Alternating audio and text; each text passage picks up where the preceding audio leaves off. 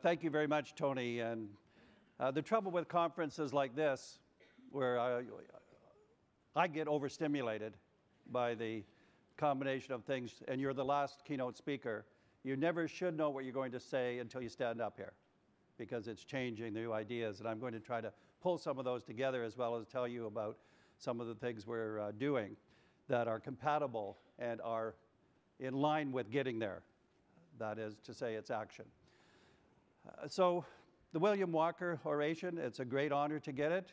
I met Bill passingly, my first trips to Australia in the 80s. And so I have as a founder of leadership and one of the founders of educational administration and leadership has changed so much and developed so much. It's fantastic, the evolution from that just 25 years or so ago. So I do feel I'm part of the family, the ANZ family. I do a lot of work with parts of Australia, certainly with New Zealand, and it really is increasingly like coming home and not only reconnecting, but doing a lot of things. So I'm going to pull some of this together at the beginning. I might say about Andy, he is probably one of the most innovative idea person that I've ever worked with, and we have now been in this great intensive professional development for the last 5 years in particular, although it goes back from the time he first came to Ontario in 1987 or so. So, and you might think he was a little bit obsessed with sex, and I wanted to confirm that this is a reality. And I'll tell you just one true story. There's probably a few. Andy mentioned we are advisors to the Minister and the Premier in Ontario. So Andy, myself, Carol Campbell, and Jean Clinton, who's a doctor, clinical psychologist. And so the four of us meet with the Minister and the policy people every couple of months about the Ontario strategy that's evolving and that we're implementing. And we were sitting there 4 months ago at the beginning of the meeting and having idle talk. And the Minister was sitting there. We hadn't quite got started. So the Jean Clinton, who's both Jean and Carol are Scottish, and they have kind of a rough and ready attitude towards what we do. So Jean Clinton, in idle talk, said, "Do you know? I was just looking at something, and people are having sex in their 90s now," is what she said. And she said it kind of out of the blue, so that everybody kind of paused for a second. But not Andy. He didn't pause. He said, "I can't wait that long." He started to sweat when he figured 26 years, too long. So let me talk about some of the organizers. I'm going to also tell you about our new work, but I want to fit it in. We started the first day with the 2 C's, courage and commitment. And those are the anchors of this conference. And Tony, after the first day, added a third C, which he called compassion. Especially you saw it with Mark at the beginning of the first keynote. And I wanted to add a fourth one because it's become clear, and I have a certain bias around work. And before I give you that fourth C, the bias is this. Everything that I'll talk about, that you should be talking about, are things that you're doing. This is about action. This is about doing change. This is not about analyzing it or distant critiques of what it should be. This is actually teaming up and starting with practice and pushing deeper in development. And this is what makes it exciting, because everybody in this room is a learner when we do that. So the doing part of change is crucial. And there's a tendency when you talk about courage and commitment to think of it as the predispositions, not the action part. So compassion takes us one step closer. It is the empathy that you have with the problem, with the people in it, and the wanting to team up and do something about it. But the fourth C, which I think really underscores, bring home the leadership that will be necessary, that we heard from all of the key speakers, I think, is compulsive action, compulsion. The compulsion, the definition of compulsion is something like an irresistible urge to act in a certain way, regardless of the rationality of the action. And that's what Mark Donaldson did when he picked up one of his team members that all of you saw, that was where he shouldn't have rationally done what he did. And he didn't have to think about it. So I want to take the word context, which Alma talked about, but I want to do it in a certain way. People say it's all about context. Well, it is, but the particulars of it are two things. One is people like Mark and people like Jan Robertson, when you saw the moral courage of women leaders that she talked about and developed, people like that have a compulsion to act, in a sense, regardless. They don't think of the context, it's too bad the context constrains me. They say the context is. That's what it is. And so they act. And they don't try to double analyze what's happening. So that action, that bent for action, is one part of it. But the other, and the more radical part, and the part we should be thinking about and creating, is on the one hand, context is crucial. On the other hand, our work is to change context for the better. If it's that crucial, change it. So these people, our work, is getting in there and acting where the context is, for starters, but with the underlying goal of changing it. And when you work with others, that's how you change context, you change the culture. So there's a very strong, I think, sense of these 4 C's, because compassion gets you a step closer to action. But compulsion, the irresistible urge to act, is you have to act. And I'm going to say the action is not just random in some ways, because when the first 3 C's well up, the 4th one is automatic. When the first three, courage, commitment, compassion, when they well up, the compulsion to act is automatic. It comes from that. It's embedded in that. So this is strong. The work that we do, and we have a team of probably 10 or 11 of us, Andy and myself at the policy level. We have people who are strong on capacity building, researchers. We're teaming up with practitioners as part and parcel of our team. That work is, if I had to describe it in the smallest number of words, it's 3 things. It's whole system change. So it's always 100% of the schools that we're talking about, whatever the definition is. The whole system is a province, a state, and sometimes, in the case of New Zealand, a country.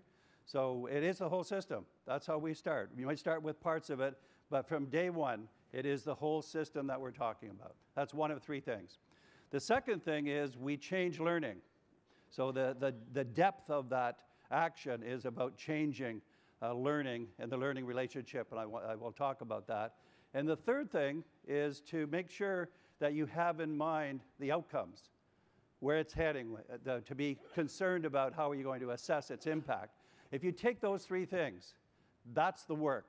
It's working with practice to make a change that's that good, that influences that. So it's a big challenge to do that, because we want to see those changes occur in a reasonably short period of time, and we want to push into that.